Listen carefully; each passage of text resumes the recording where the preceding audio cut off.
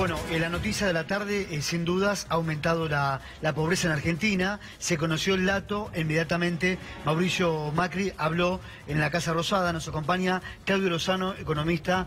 Gracias, Claudio. ¿Qué tal? ¿Cómo te va? ¿Lo escuchó el presidente? Sí, lo escuché. ¿Qué le pareció?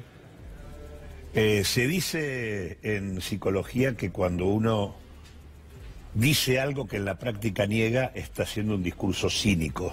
Yo hacía rato que no veía un acto de cinismo de tal magnitud como el de esta conferencia, no solo de él, sino de los funcionarios, en el sentido de que todos saben que están promoviendo políticas que amplían la desigualdad, que destruyen empleo, que deteriora ingresos y que aumenta la pobreza, y siguen diciendo que el objetivo principal de su gobierno es reducir la pobreza.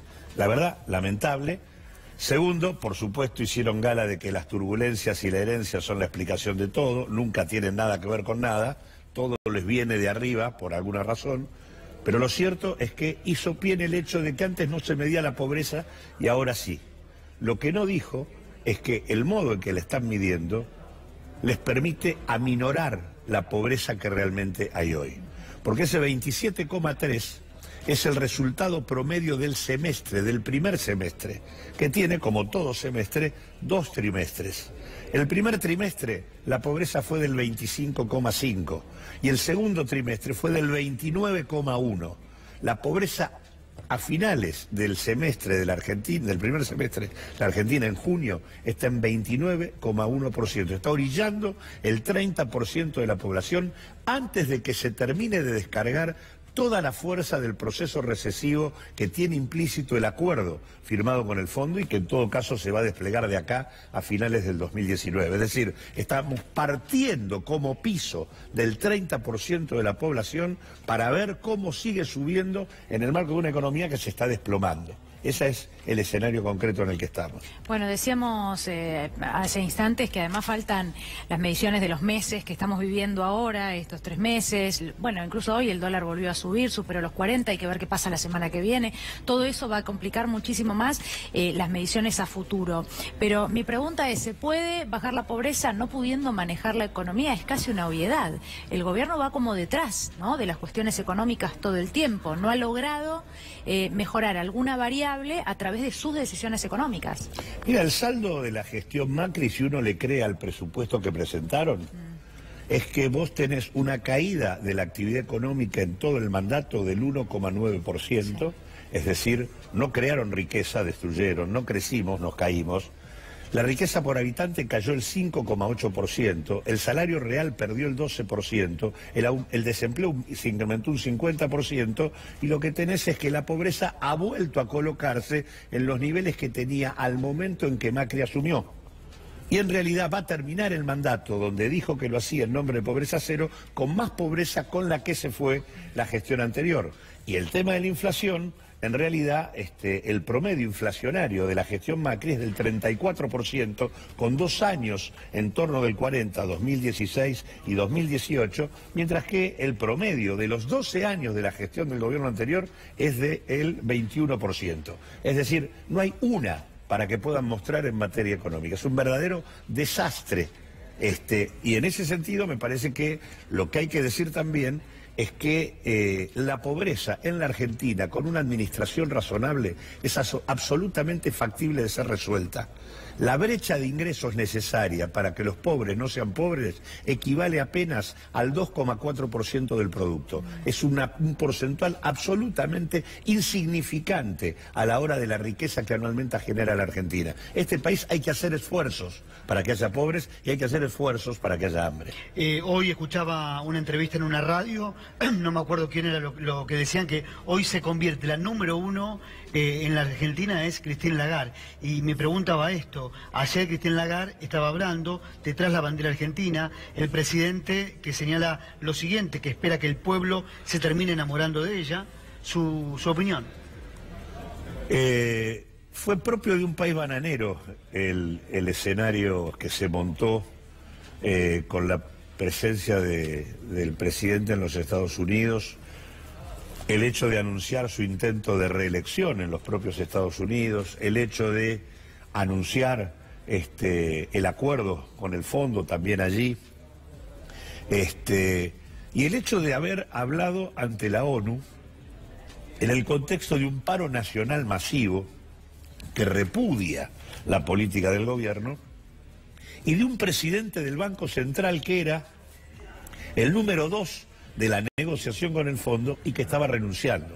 O sea, más payasesco no podría ser un presidente que habla cuando su propio pueblo está parando y el número 2 que está negociando está renunciando. O sea, el nivel de debilidad de este gobierno es monumental, el grado de vulnerabilidad al que han llevado a la Argentina es muy grande. En ese marco, su dependencia de lo que el fondo le da como fondos de asistencia financiera es absolutamente completa, básicamente porque han puesto a la Argentina al borde de esto, con el acuerdo con el fondo, para tratar de que la discusión de la deuda que va a haber que dar tarde o temprano se dé después de las elecciones de octubre. La ubicación de Sandleris en el Banco Central, su experiencia, digamos, en esto, en lo que tiene que ver con reestructuración de deuda, el artículo en el presupuesto que habla de la reestructuración de deuda, ¿te parece que todo eso tiene que ver con esa misma intención? Sí, primero la aparición de Sandleris modifica los términos de la política monetaria en la Argentina a lo que ya sabíamos de la recesión que se venía y que se viene y que se está manifestando y que se va a profundizar por las características de lo que es el ajuste fiscal. Hay que agregarle que hay en marcha una estrategia monetaria mucho más dura, que va a colocar las tasas en niveles altísimos, que va a secar la plaza y que consecuentemente tiende a que la recesión sea muchísimo más profunda. Y ciertamente, claramente el artículo del presupuesto delata cuál es el tema. En la Argentina no va a haber solución de las discusiones que tenemos planteadas hasta que no asumamos la discusión de lo que hoy no se resuelve, porque hoy estamos llevando a la Argentina un esfuerzo inútil. Se está sometiendo a la sociedad a situaciones absolutamente complicadas para no tener ningún resultado, porque en la práctica los intereses de deuda que la Argentina va a pagar este año, los va a pagar con nueva deuda.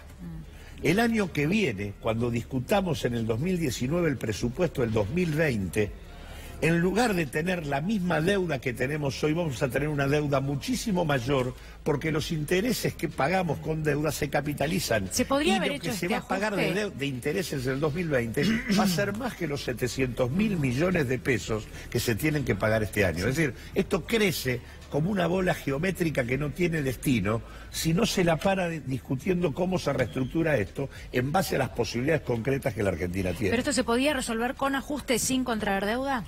En todo caso, sí, digo, hubiera sido lo más lógico en base a lo... Se podía, mirá, incluso te diría, si vos tomás el presupuesto para llegar al déficit cero implica un ajuste de aproximadamente 570.000 millones de pesos en el año 2019. La renta extraordinaria que capturan los exportadores argentinos, las primeras 30 empresas exportadoras, por el salto de 20 a 40 que tiene el dólar, es de 400.000 millones de pesos. Esa es una renta que claramente el Estado debiera tomar, toda o parte, para minorar el peso del ajuste. Segundo tema, las petroleras están recibiendo en el presupuesto presentado 112.000 millones de pesos de subsidios. Consecuentemente vos también tendrías allí algo para hacer, sin discutir además el tema de que deberías sentarte con los acreedores discutiendo uno por uno cómo hacer para que la deuda pese menos sobre la Argentina. Y quiero decir, una parte muy importante de los acreedores están acá adentro. Claro. Buena parte de esos acreedores son beneficiarios de exenciones impositivas en la Argentina. Son empresas que operan aquí. Se puede discutir de otra manera. Bien, para la próxima quedó su análisis sobre qué va pasando en el Congreso. Hoy ya se dio a conocer la fecha. El 24 de octubre va a empezar a debatirse en la Cámara Baja. Muchas gracias. Gracias.